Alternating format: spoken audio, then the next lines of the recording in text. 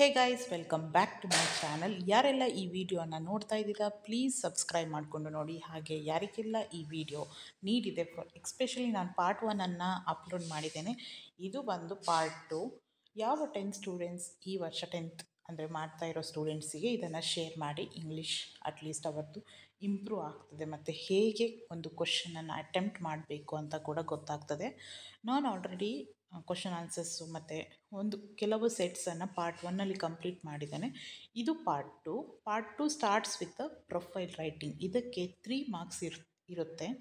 ಇದು easy thing, ನೀವು ಚೆನ್ನಾಗಿ ಸ್ಕೋರ್ ಕೂಡ ಮಾಡ್ಬೋದು. ಬಿಕಾಸ್ ಏನಂದರೆ ಇಲ್ಲಿ ನಿಮಗೆ ಅವರ ಡೀಟೇಲ್ಸನ್ನು ಕೊಟ್ಟಿದ್ದಾರೆ, ನೇಮ್ ಮತ್ತು ಎಲ್ಲಿ ಹುಟ್ಟಿದ್ದಾರೆ, ಅವರ ಎಜುಕೇಷನ್ ಏನು, ಸ್ಪೋರ್ಟ್ಸ್ ಏನು, ಆಕ್ಯುಪೇಷನ್ ಏನು ಮತ್ತು ಡಿಸೆಬಿಲಿಟಿ ಅಂದರೆ ಅವರಿಗಿದ್ದರೆ ಇದನ್ನು ನೀವು ಯೂಸ್ ಮಾಡಿ ಒಂದು ಪ್ಯಾರಾಗ್ರಾಫ್ ಆಗಿ ಬರೀಬೇಕು.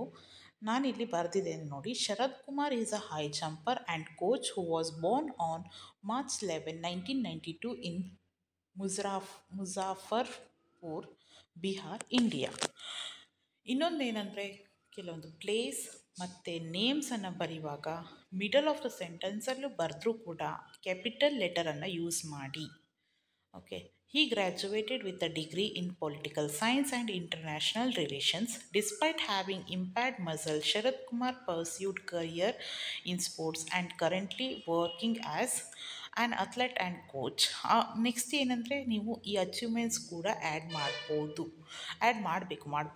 ಮಾಡಬೇಕು 2020 Tokyo Olympics one browns and medal, 2020 Paris para Olympics one silver medal end ಮಾಡಬೇಕು. ನೆಕ್ಸ್ಟ್ ಏನಿದೆ ಅಂದರೆ ಇಲ್ಲಿ ಡ್ಯಾಶ್ ಕೊಟ್ಟಿದ್ದಾರೆ. ಇದಕ್ಕೆ ಒಂದು ಟೈಟಲ್ ಕೊಡಿ ಮತ್ತು ಮೋರಲ್ ಆಫ್ ದ ಸ್ಟೋರಿ ಕೂಡ ಕೇಳಿದ್ದಾರೆ ಅವರೇ. So moral of the story ಕೂಡ ಬರೀರಿ. ಆ್ಯಂಡ್ ಅಲ್ಲಿ ಡ್ಯಾಶ್ ಕೊಟ್ಟಿದ್ದಾರೆ, ಆದಷ್ಟು ಫಿಲ್ ಮಾಡಿ ನೋಡಿ. ಈ ರೀತಿ ಬರಿಬೇಕು. ನೋಟ್ ಮಾಡಿ, ವಿಡಿಯೋವನ್ನು ಪಾಸ್ ಮಾಡಿ ನೀವು ನೋಟ್ ಮಾಡ್ಕೊಳ್ಳಿ ಇದನ್ನು. ನೆಕ್ಸ್ಟ್ ಇಲ್ಲಿ ಮೋರಲ್ ಆಫ್ ದ ಸ್ಟೋರಿ ಕೂಡ ನಾನು ಬರೆದಿದ್ದೇನೆ, ನೋಟ್ ಮಾಡಿ.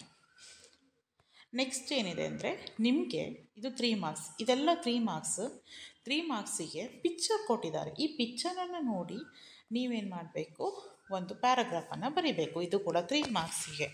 ಪ್ಯಾರಾಗ್ರಾಫ್ ಏನು, ಈ ಥರ 3 ಮಾರ್ಕ್ಸಿಗೆ ಎಷ್ಟು ಬೇಕೋ ಅಷ್ಟು ಬರೆದ್ರೆ ಸಾಕು.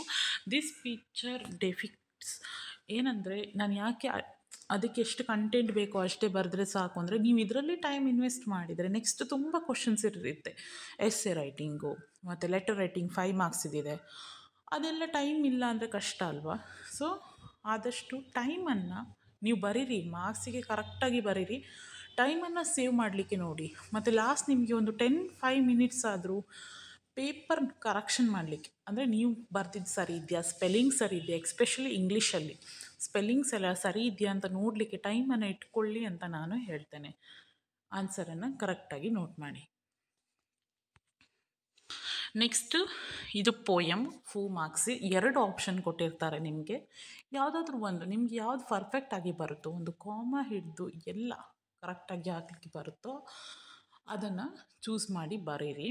ಆದಷ್ಟು ಪೋಯಮಿಂದು ಹೆಡ್ಡಿಂಗ್ ಮತ್ತು ಪೋಯೆಟ್ ನೇಮ್ ಕೂಡ ಬರೀರಿ. ಆಗ ಅವರಿಗೆ ನೀವು ಎಷ್ಟು ಪರ್ಫೆಕ್ಟಾಗಿ ಓದಿದ್ದೀರಾ, ಪೋಯಮ್ ಎಷ್ಟು ನೀಟಾಗಿ ಪ್ರೆಸೆಂಟ್ ಮಾಡ್ತಿದ್ದೀರಾ. ಒಂದು ಪೇಪರನ್ನು ನೀಟಾಗಿ ಪ್ರೆಸೆಂಟ್ ಮಾಡೋದು ಕೂಡ ಒಂದು ನಿಮಗೆ ಪಾಸಿಟಿವ್ ಮಾರ್ಕ್ ಆಗಿ ಇರುತ್ತೆ. ಹಾಗಾಗಿ ಆದಷ್ಟು ಚೆನ್ನಾಗಿ ಓದಿ. ಇನ್ನೂ ಟೈಮ್ ಇದೆ 10th ಬೋರ್ಡ್ಸಿಗೆ.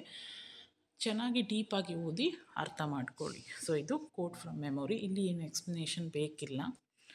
ನೆಕ್ಸ್ಟ್ ಏನಿದೆ ಅಂದರೆ ನಿಮಗೆ ಒಂದು ಪ್ಯಾರಾಗ್ರಾಫ್. ಇದು ಕೂಡ ಈಸಿಯಾಗಿ ಸ್ಕೋರ್ ಮಾಡುವಂತಹ ಕ್ವಶನ್. ಇಂಗ್ಲೀಷಲ್ಲಿ ಪಾಸ್ ಆಗಲಿಕ್ಕೆ ತೊಂದರೆ ಮಾತ್ರ ಇಲ್ಲ, ಇದಂತೂ ಹೇಳ್ತೇನೆ. ಯಾಕಂದರೆ ಇದು ಈಸಿ. ಇವಿಷ್ಟರಲ್ಲೇ ನೀವು ಎಷ್ಟೊಂದು ಮಾರ್ಕ್ಸ್ ಸ್ಕೋರ್ ಮಾಡ್ಬೋದಲ್ವಾ.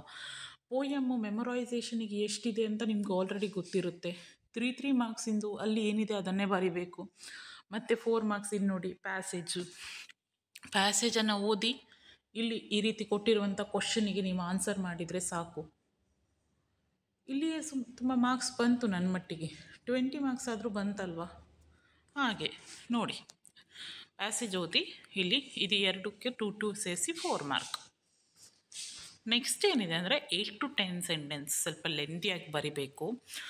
ಬಿಕಾಸ್ ಇಲ್ಲಿ ಏನಂದರೆ 3 ಆಪ್ಷನ್ ಕೊಟ್ಟಿದ್ದಾರೆ, ಯಾವುದಾದ್ರೂ ಒಂದು ಬರೆದ್ರೆ ಸಾಕು. Describe how poet's grandma tree climbing to show her relationship with nature. ಇನ್ನು ಪಾಸ್ ಮಾಡಿ ನೋಟ್ ಮಾಡಿ. ಆ್ಯಂಡ್ ಇದು ಯಾರಿಗೆಲ್ಲ ನೀಡಿದೆ, ನೀವೀಗ ವಿಡಿಯೋ ನೋಡ್ತಾ ಇದ್ರಂದರೆ ನಿಮ್ಮ ಸರೌಂಡಿಂಗಲ್ಲಿ 10th ಸ್ಟೂಡೆಂಟ್ಸ್ ಇದ್ದಾರೆ, ಪ್ಲೀಸ್ ಅವ್ರಿಗೆ ಶೇರ್ ಮಾಡಿ, ಅವರಿಗೆ ಹೆಲ್ಪ್ ಆಗುತ್ತೆ. ಗ್ರ್ಯಾಂಡ್ ಮಾದು ಪೋಯಮ್ ಕಂಪಲ್ಸರಿ ಒಂದು ಕ್ವಶನ್ ಇದ್ದೇ ಇರುತ್ತೆ, ಇದಕ್ಕೆ ಕಂಪಲ್ಸರಿ ಕ್ವಶನ್ ನೋಟ್ ಮಾಡ್ಕೊಳ್ಳಿ. ಆ್ಯಂಡ್ ನೆಕ್ಸ್ಟು ಒಂದು ಪೋಯಮ್ ಸಮ್ಮರಿ ಅಂತೂ ನಿಮ್ಗೆ ಬರೀಲಿಕ್ಕೆ ಇದ್ದೇ ಇರುತ್ತೆ ಎನಿಹೌ.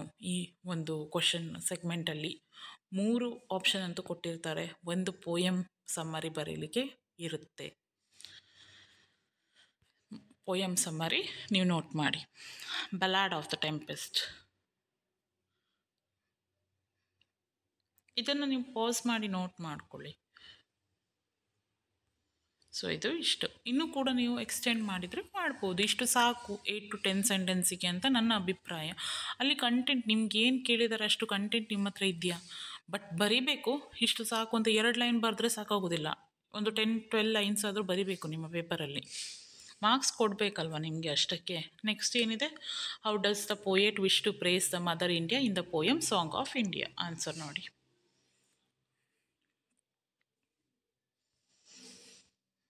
ಇದು ಕೂಡ ನೀವು ಇನ್ನೂ ಲೆಂತಿಯಾಗಿ ಕೂಡ ಮಾಡ್ಬೋದು. ನಾನು 8 to 10 ಸೆಂಟೆನ್ಸ್ ಇದ್ದದನ್ನು ಇಷ್ಟು ಮಾಡಿದ್ದೇನೆ, ನಿಮಗೆ ಇನ್ನೂ ಲೆಂತಿ ಮಾಡಬೇಕೋ ಮಾಡಿ. Next essay, it's your own choice. Essay social ಎವಿಲ್ಸನ್ನು ಕೊಟ್ಟಿದ್ದಾರೆ. ಫಸ್ಟ್ ಎಸ್ಸೆ ಆಗಿ ಸೋಷಿಯಲ್ ಎವಿಲ್ಸಲ್ಲಿ ಏನೇನು ಬರುತ್ತೆ, caste discrimination, child labour, untouchability, employment related, ಹೌದಾ, ಜೆಂಡರ್ ಇನ್ಇಕ್ವಾಲಿಟಿ, ಹೀಗೆ ಹಲವಾರು ವಿಷಯಗಳು ಬರುತ್ತೆ. ನಿಮಗೆ ಒಂದು ವೇಳೆ PDF ಬೇಕು ಅಂದರೆ ಕಮೆಂಟ್ ಮಾಡಿ, ಇದು ಆನ್ಸರ್ ಇದು ನಾನು ಶೇರ್ ಮಾಡಲಿಕ್ಕೆ ನೋಡ್ತೇನೆ. ಕಮೆಂಟ್ ಮಾಡಿ PDF ಬೇಕು ಅಂದರೆ.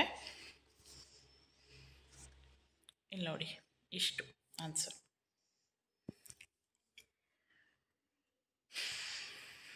ಇದು ಆನ್ಸರ್.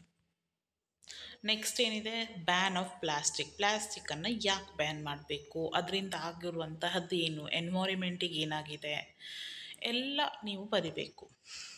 ಪ್ಲಾಸ್ಟಿಕ್ ಬ್ಯಾನ್ ಆದರೆ ಏನೆಲ್ಲ ಬೆನಿಫಿಟ್ ಆಗುತ್ತೆ, ಅದರ ಮತ್ತು ಪ್ಲಾಸ್ಟಿಕ್ ಎಕ್ಸಿಸ್ಟೆನ್ಸಿಂದ ಏನಾಗ್ತಾ ಇದೆ, ಹೀಗೆಲ್ಲ ನೀವು ಕಾರಣ ಕೊಟ್ಟು ಬರೆದಾಗ ಒಂದೊಳ್ಳೆ, ಮತ್ತು ಯಾವುದೇ ಎಸ್ಸೆ ಬರೀರಿ ಒಂದು ಕನ್ಕ್ಲೂಷನ್ ಇಡಲೇಬೇಕು. ಕನ್ಕ್ಲೂಷನ್ ಇಡಿ ನೋಡಿ, ಕನ್ಕ್ಲೂಷನ್ ನೋಡಿ, ಇನ್ ಕನ್ಕ್ಲೂಷನ್ ಈ ಥರ ಕನ್ಕ್ಲೂಷನ್ ಕೊಡಬೇಕು. ಮತ್ತು ಗೌರ್ಮೆಂಟ್ ಈ ಒಂದು ಬ್ಯಾನ್ ಆಫ್ ಪ್ಲಾಸ್ಟಿಕ್ಕಿಗೆ ಯಾವ ಥರ ಸ್ಟೆಪ್ ತೆಗಿಬೇಕು ಅದೆಲ್ಲ ಎಂಡ್ ಆಫ್ ದ ಮೂಮೆಂಟಲ್ಲಿ ನೀವು ಬರಿಬೋದು. ಆಗ ಒಂದು ಪೇಪರ್ ನೋಡೋವರಿಗೆ ಕೂಡ ಒಂದು ಐಡಿಯಾ ಸಿಗುತ್ತೆ, ಓಕೆ ನೈಸಾಗಿ ಪೇಪರ್ ಬರೆದಿದ್ದಾರೆ. ಆದಷ್ಟು ಪೇಪರ್ ಪ್ರೆಸೆಂಟ್ ಚೆನ್ನಾಗಿ ಮಾಡಿ. ಪೇಪರ್ ಪ್ರೆಸೆಂಟೇಷನ್ ಬಗ್ಗೆ ಕೂಡ ಒಂದೊಳ್ಳೆ ವಿಡಿಯೋ ಮಾಡಿ ಹಾಕ್ತೇನೆ ನೆಕ್ಸ್ಟು. ಇನ್ನು ನೆಕ್ಸ್ಟ್ ಯಾವ ಸಬ್ಜೆಕ್ಟ್ ಬೇಕು ನೀವು ಕಮೆಂಟ್ ಮಾಡಿ, ಆ ಸಬ್ಜೆಕ್ಟನ್ನು ನಾನು ಆನ್ಸರ್ಸನ್ನು ಹುಡುಕಿ ಈ ರೀತಿ ಟೈಪ್ ಮಾಡಿ ಹಾಕ್ತೇನೆ. ಎಕ್ಸ್ಪ್ಲನೇಷನ್ ಬೇಕಿದ್ದರೂ ಕೂಡ ನಾನು ಮಾಡ್ತೇನೆ, no problem at all. Next environmental pollution. ಇದಂತೂ ನಾವೊಂದು ಪರಿಸರ ಮಾಲಿನ್ಯ ಅಂತ ಕನ್ನಡದಲ್ಲಿ ಎಲ್ಲ ಎಷ್ಟು ಬರ್ತಿದ್ದೇವೆ ಚಿಕ್ಕದಿಂದ. ಸೊ ಎನ್ವೈರನ್ಮೆಂಟಲ್ ಪೊಲ್ಯೂಷನ್ ಬಗ್ಗೆ ನೀವು ಎಷ್ಟು ಬೇಕಾದರೂ ಬರಿಬೋದು ನಿಮ್ಮ ನಾಲೆಜಲ್ಲಿ ಏನಿದೆ. ವಾಟರ್ ಪೊಲ್ಯೂಷನ್ನು, ಸಾಯಿಲ್ ಪೊಲ್ಯೂಷನ್ನು, ಏರ್ ಪೊಲ್ಯೂಷನ್, ಹೌದಾ, ತುಂಬ ಬರಿಬೋದು. ಆದರೆ ಆದಷ್ಟು ಮೀನಿಂಗ್ಫುಲ್ಲಾಗಿ ಬರೀರಿ ಅಂತ ನಾನು ಹೇಳ್ತೇನೆ. ಎಟ್ ಲಾಸ್ಟ್ ನಿಮಗಿರೋದು ಲೆಟರ್ ರೈಟಿಂಗ್. ಒಂದು ಪರ್ಸ್ನಲ್ ಇರುತ್ತೆ, ಇನ್ನೊಂದು ಅಫಿಷಿಯಲ್. ಯಾವುದಾದ್ರೂ ಒಂದು ಚೂಸ್ ಮಾಡಿ ಬರೀರಿ. ಯಾವ್ದು ಪರ್ಫೆಕ್ಟಾಗಿ ಬರುತ್ತೋ ಅದು ಬರೀರಿ. ಬಿಕಾಸ್ ಲೆಟರ್ ರೈಟಿಂಗಿಗೆ ಬಂದು 5 ಮಾರ್ಕ್ ಇರೋದ್ರಿಂದ. ಪಾವಿನಿ ಮತ್ತು ಪ್ರವೀಣ್ ಅಂತ ಇಮ್ಯಾಜಿನ್ ಮಾಡಿ, ಗೌರ್ಮೆಂಟ್ ಹೈಸ್ಕೂಲ್ ಅವರು ಕೊಟ್ಟಂತಹ ಹೆಸರು, ಅವರು ಕೊಟ್ಟಂಥ ಅಡ್ರೆಸ್ಸನ್ನೇ ಯೂಸ್ ಮಾಡಿ ಬರೀರಿ. ಡೇಟ್ ನಾನು ಇವತ್ತಿದ್ದು ಹಾಕಿದ್ದೇನೆ, ನೀವು ಯಾವತ್ತು ಬರೀತೀರೋ ಆವತ್ತಿನ ಡೇಟ್ ಹಾಕಿ. ಓಕೆ, ಏನಂದರೆ ನಿಮ್ಮ ಫ್ರೆಂಡಿಗೆ ಲೆಟರ್, ಇದು ಪರ್ಸ್ನಲ್ ಲೆಟರ್. ಸ್ಕೂಲ್ ಡೇ ಫಂಕ್ಷನಿಗೆ ಇನ್ವೈಟ್ ಮಾಡಲಿಕ್ಕೆ ಬರೀಬೇಕು. ಫ್ರಮ್ ಏನೆಲ್ಲ ಡೀಟೇಲ್ಸ್ ಕೊಟ್ಟಿದ್ದಾರೆ ಎಂಡ್ ಮಾಡಿ, ಡಿಯರ್ ಫ್ರೆಂಡ್ ಅಂದರೆ school function, date of function ಮತ್ತು ಟೈಮ್ ಇಲ್ಲಿ ಹಾಕಿದರೆ ಸಾಕು. ಇಷ್ಟು ಪರ್ಸ್ನಲ್. ಇದು ಬಂದು ಅಫಿಷಿಯಲ್ ಅಂದರೆ ಒಂದು PDO ಆಫೀಸರ್ ಪಂಚಾಯತ್ ಡೆವಲಪ್ಮೆಂಟ್ ಆಫೀಸರಿಗೆ ನೀವು ಬರೆಯುವಂತಹ ಲೆಟರ್ ಫ್ರಮ್ ಸೇಮ್ ಅಡ್ರೆಸ್, ಅಲ್ಲಿ ಕೊಟ್ಟಂತಹ ಅಡ್ರೆಸ್ಸೇ ಬರೀರಿ. ನೆಕ್ಸ್ಟು ಈಗ ಡಿಯರ್ ಸರ್, ಇದಕ್ಕೆ ಅಫಿಷಿಯಲಿಗೆ ಸಬ್ಜೆಕ್ಟ್ ಇರಬೇಕು. ಸಬ್ಜೆಕ್ಟನ್ನು ಯೂಸ್ ಮಾಡಿ. ಈ ರೀತಿ ಪ್ರತಿಯೊಂದು ನೋಡ್ತಾರೆ, ಫ್ರಮ್ ಟು, ಅಲ್ಲಿ ಕಾಮ ಮತ್ತು ಸ್ಪೇಸ್, ಡಿಯರ್ ಸರ್ ಅಥವಾ ರಿಸ್ಪೆಕ್ಟೆಡ್ ಸರ್.